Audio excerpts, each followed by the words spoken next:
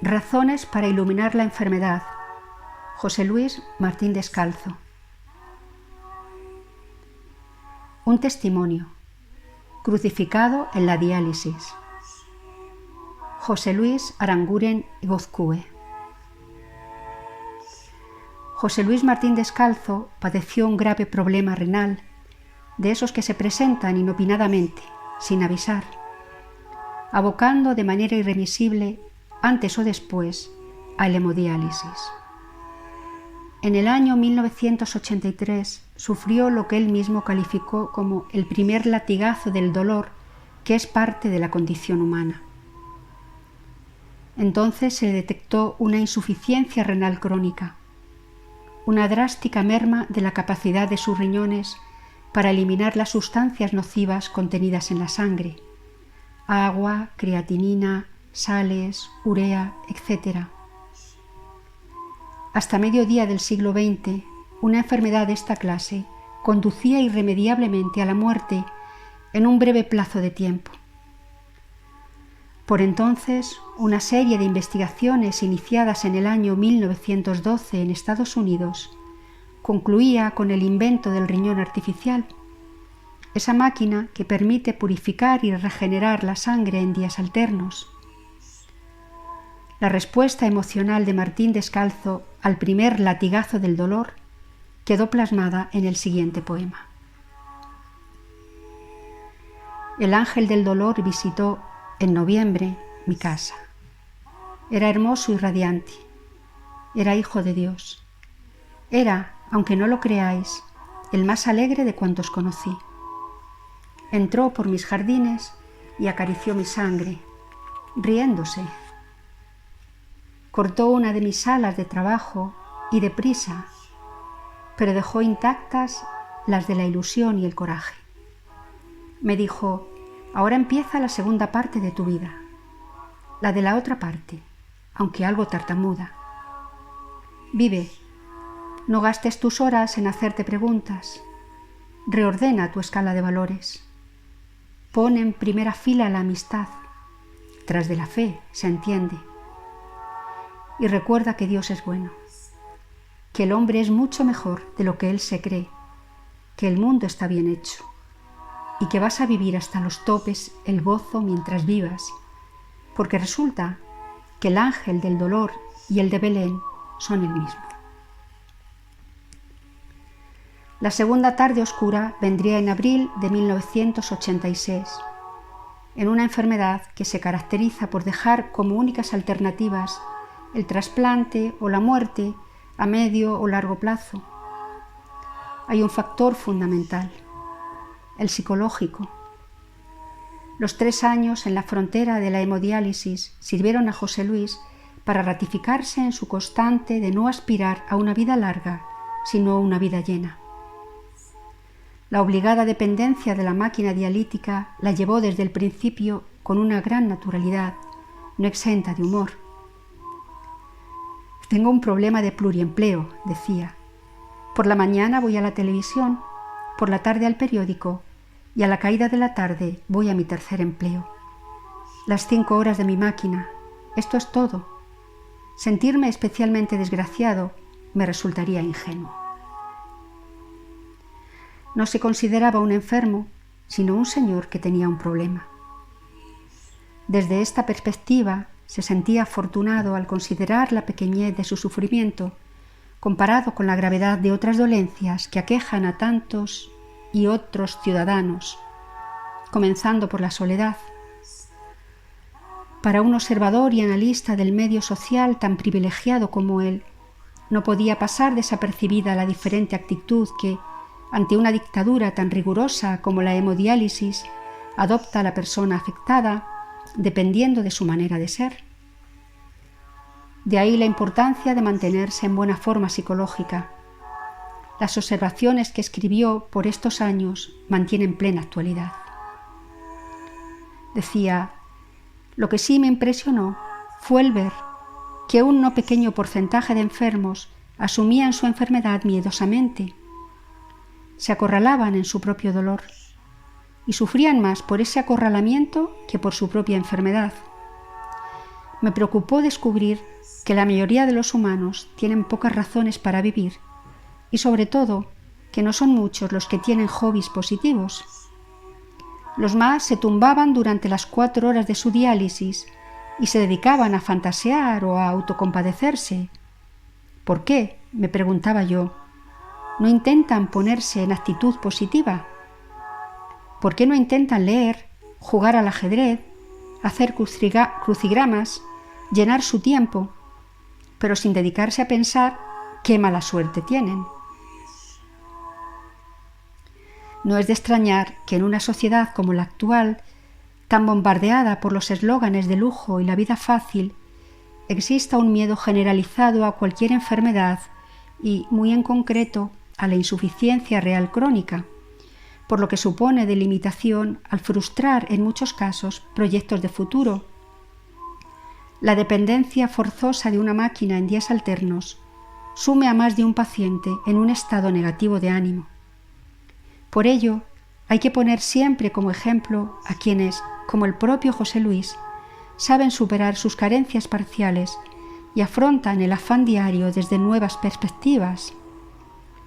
En el caso de nuestro amigo, la actitud con que sobrellevó su vía crucis tiene particular valor, por cuanto era consciente de que, tarde o temprano, su vida quedaría indisolublemente unida a la máquina hasta el final.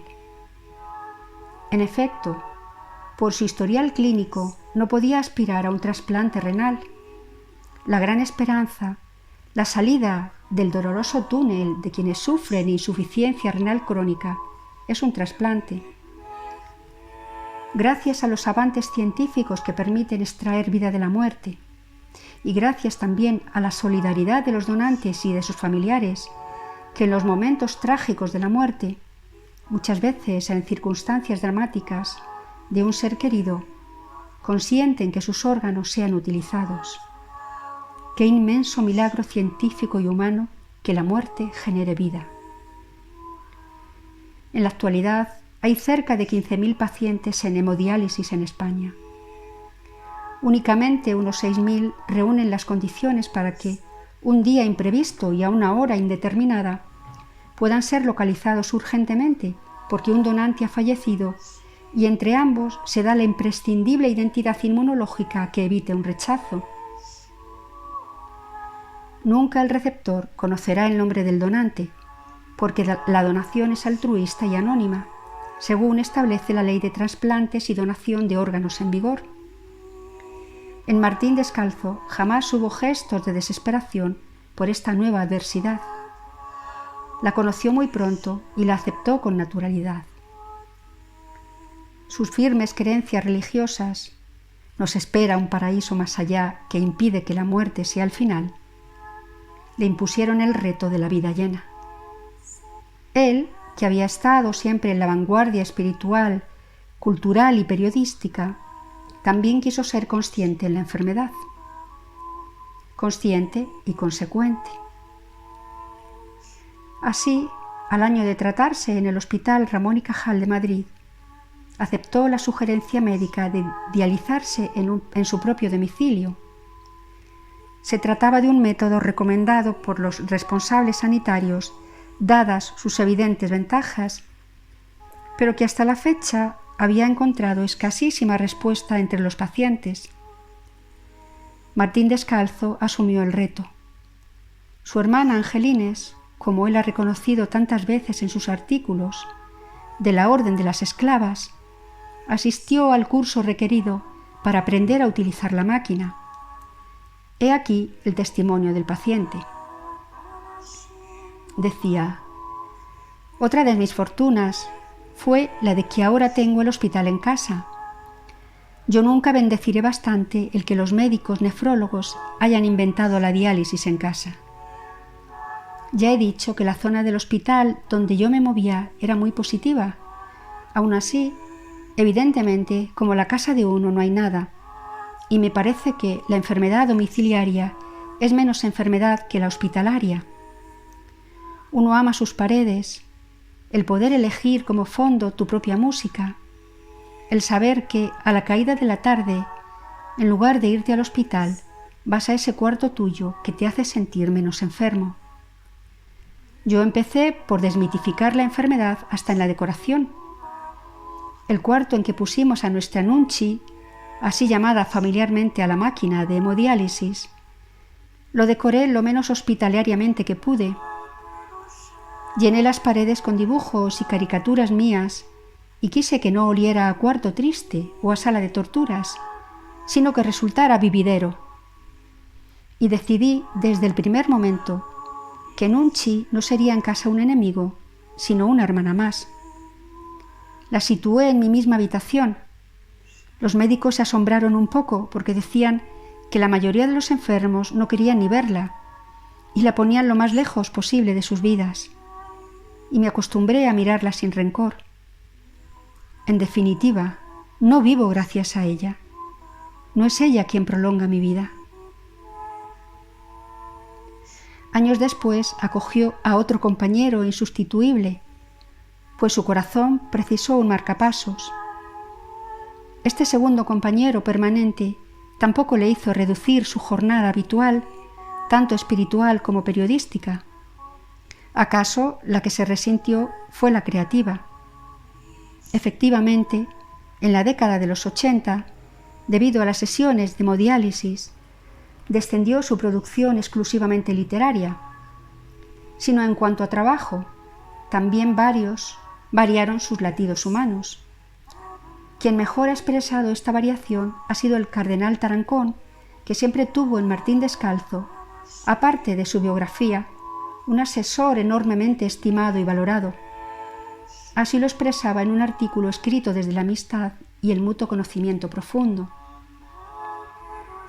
En los últimos años, sobre todo, cuando el dolor le visitó, cuando, como he escrito yo mismo en otra ocasión, aceptó gozoso su enfermedad considerándola una astilla de la cruz de Cristo, la prosa de José Luis se hizo más cálida, más transparente, más evangélica, más plenamente sacerdotal, hasta conseguir que fueran muchos y de todas las ideologías los que se sintieran mejores al leer sus escritos y acertaran a superar sus desalientos, encontrando razones para vivir, para amar, para hallar la paz y hasta la alegría que crece muchas veces entre espinas. Pese a que intuía la proximidad de la muerte, se sobrepuso muchas veces a su indudable dolor físico y continuaba ofreciendo a los lectores mensajes de esperanza. Se alejaba de la crítica casual para profundizar en los caminos de la fraternidad. No es de extrañar, en consecuencia, que dedicase su último artículo a la significación espiritual de una mujer extraordinaria, Teresa de Calcuta. Haber tomado la encarnación de Dios al pie de la letra, escribió, es probablemente la mayor aportación teológica y cristiana que la Madre Teresa ha hecho a nuestro siglo. Implica la transustanciación en pobreza, en dolor, en miseria. Son las grandes realidades que no están de moda, pero que azotan al mundo cada día y cada hora, en el norte y en el sur. Fin de un testimonio crucificado en la diálisis de José Luis Aranguren Egozcue.